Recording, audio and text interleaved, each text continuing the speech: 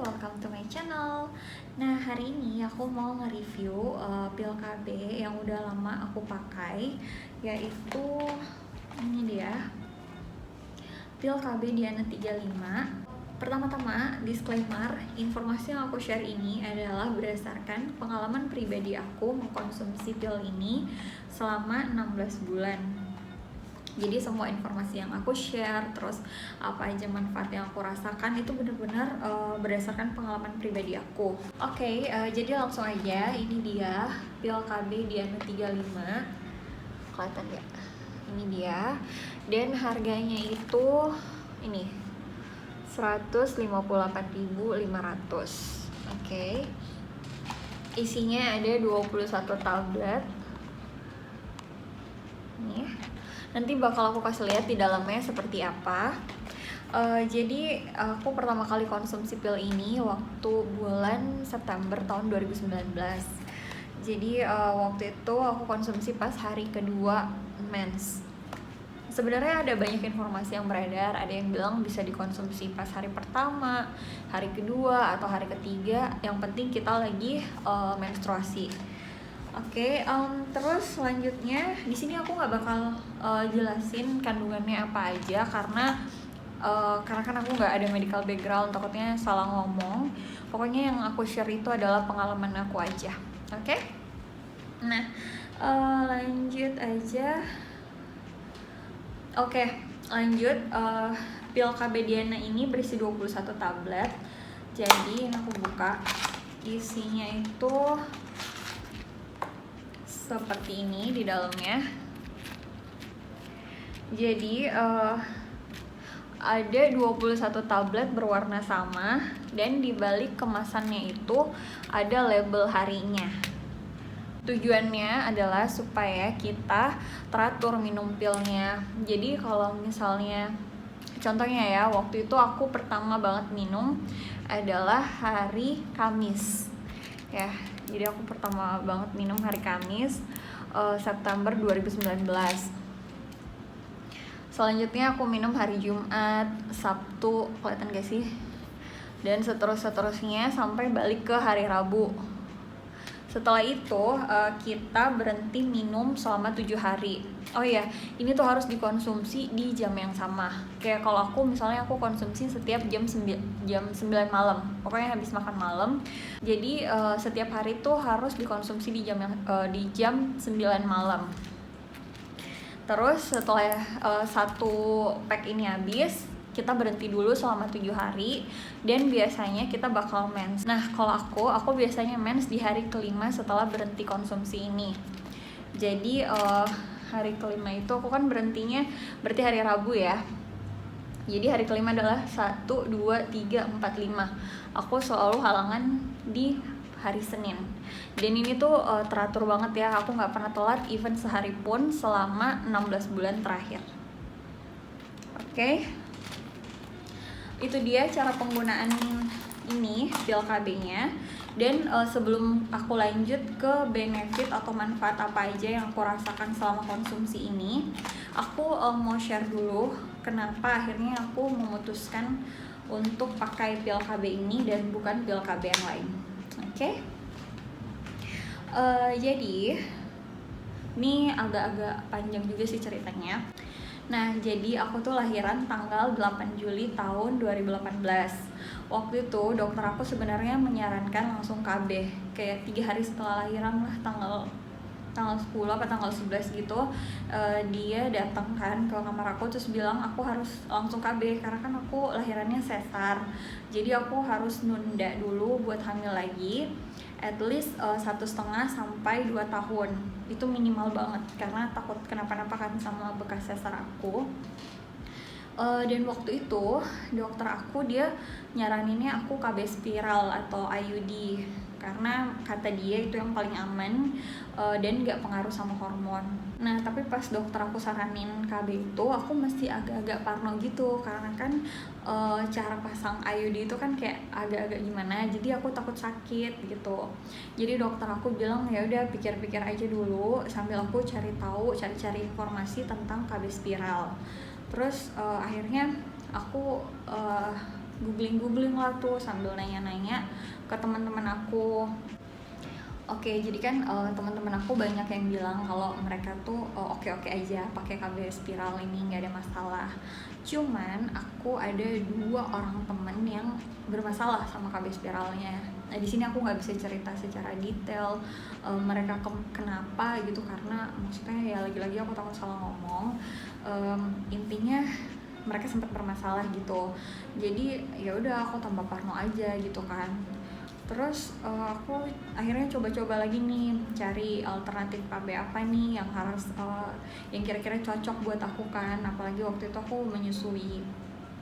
Jadi oh iya, dan waktu itu aku sama sekali nggak kepikiran mau pakai pil. Aku sebenarnya tahu ada pil KB, tapi aku nggak kepikiran mau pakai karena kan menurut aku kayak ribet banget ya, konsumsi harus diminum tiap hari di jam yang sama, pokoknya ribet gitu kan. Aku orangnya agak-agak pelupa, jadi takut miss gitu. Akhirnya aku ngobrol-ngobrol nih sama sepupu aku, ada 1 orang dan dia itu ternyata pakai suntik KB, tapi suntik KB yang 1 bulan karena dia nggak menyusui.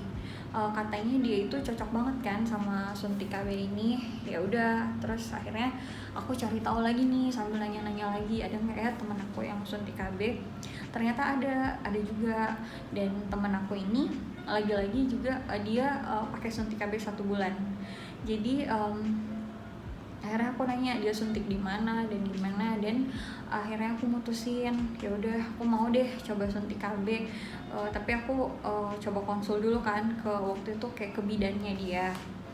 Nah kata bidannya itu karena aku menyusui, jadi aku harus ngambil suntik KB yang 3 bulan. Jadi tiap 3 bulan suntik, bukan yang tiap 1 bulan, karena takutnya kalau aku ngambil suntik KB yang 1 bulan itu mempengaruhi ke ASI aku.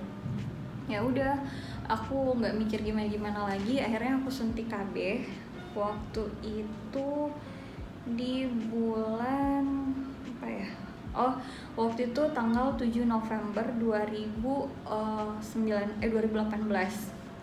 Dan ini aku suntik tanpa aku konsultasi sama dokter aku sama sekali, dan itu benar-benar salah banget.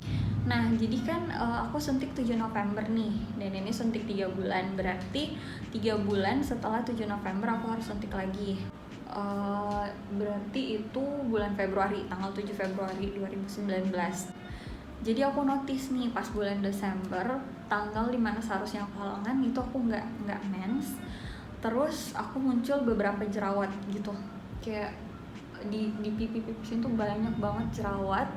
Terus apalagi ya yang aku rasain waktu itu, oh iya aku juga craving makan mulu. Jadi berat badan aku sempat naik waktu itu kayak hampir 2 kilo dalam sebulan. Padahal sebelum-sebelumnya tuh setelah aku melahirkan itu berat badan aku benar-benar turun terus, karena kan aku menyusui. Terus aku juga kayak agak-agak diet yang agak-agak strict. Tapi pas abis suntik itu aku benar-benar udah nggak bisa diet lagi, kayak pengen nyemil aja bawaannya. Cuman waktu itu aku mikirnya masih mungkin karena pengaruh menyusui kali ya, jadi aku lapar mulu gitu. Tapi yang bikin aku agak-agak mulai worry itu adalah jerawat, dan aku mulai nggak teratur lagi haidnya gitu. Cuman aku nanya ke bidannya, katanya emang kalau kita suntik KB itu dia pengaruh ke situ juga, jadi siklus mens itu jadi nggak teratur. Ya udah, aku masih pikiran positif lagi nih.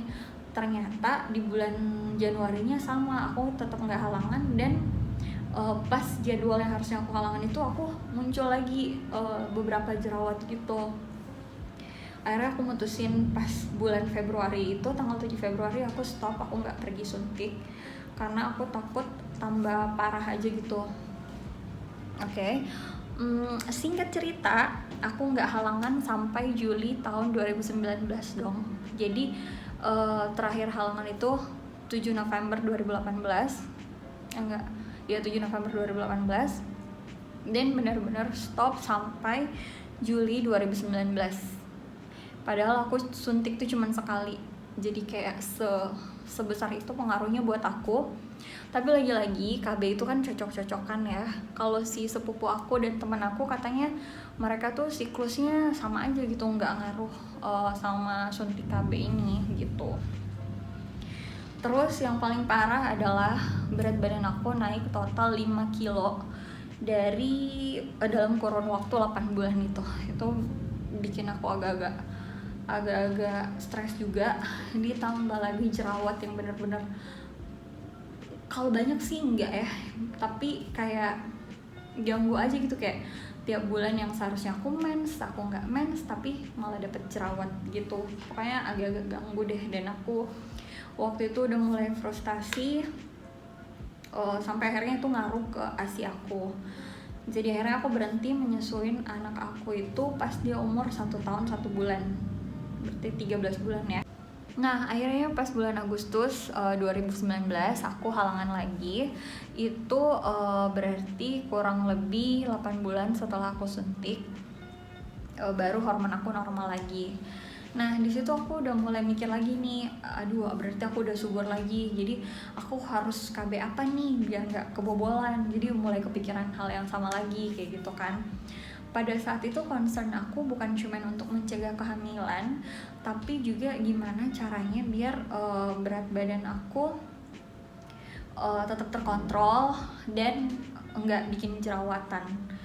Jadi kayak sebenarnya tujuan utamanya tetap sih buat mencegah kehamilan, tapi kan aku nggak mau hanya gara-gara KB berat badan aku jadi nggak karuan terus jerawatan juga, kan kayak gimana gitu ya. Jadi akhirnya aku konsul nih ke dokter aku setelah beberapa bulan itu.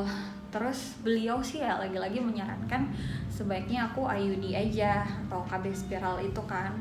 Tapi kalau emang aku masih takut, aku bisa aja nyoba pil KB gitu, karena itu nggak akan, ini menurut dia itu nggak akan berpengaruh buat berat badan aku.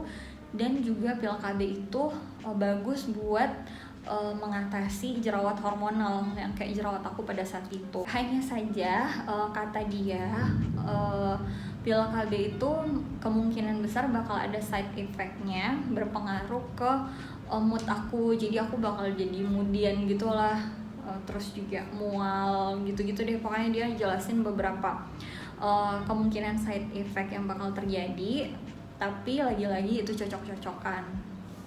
Oke, akhirnya karena aku udah disaranin sama dokter aku pakai pil KB, ya udah jadi aku beli pil KB-nya, bismillah aja waktu itu.